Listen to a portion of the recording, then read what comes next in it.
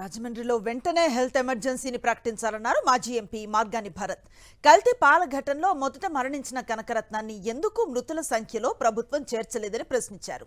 వైఎస్ఆర్సీపీ ఆందోళనకు దిగిన తర్వాతే ప్రభుత్వం బాధితులకు పరిహారం చెక్కులు ఇచ్చిందన్నారు. రాజమండ్రిలో హెల్త్ ఎమర్జెన్సీని ప్రకటించాల్సిన అవసరం ఉందని ఈ సందర్భంగా డిమాండ్ చేస్తూ వీళ్ళు తెలుగుదేశం పార్టీ నాయకులు మాట్లాడుతూ ఉన్నారు. 5 చనిపోయారని చెప్తా ఉన్నారు.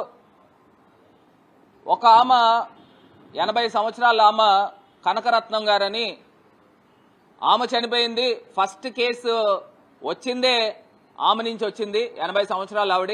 80 సంవత్సరాల ఆవిడ్ని ఎందుకు ఈ డెత్ దాంట్లో ఇంక్లూడ్ చేయలేదని అడుగుతాను.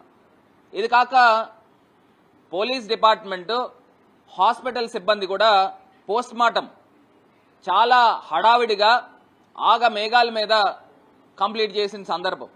వైఎస్ఆర్ కాంగ్రెస్ పార్టీ ఇది మేము నెత్తినప్పుడే ఈ గవర్నమెంట్ ముందుకు వచ్చి నిన్న మా బృందం అంతా కూడా పర్యటన చేస్తే 10 లక్షల రూపాయలు వెంటనే చెక్లు ఇచ్చే కార్యక్రమం. ఇది కాక హాస్పిటల్లో రెయిన్బో హాస్పిటల్లో జాయిన్ అయినప్పుడు అసలు పేషెంట్స్ దగ్గర నుంచి డబ్బులు ఎలా కట్టించుకుంటారండి?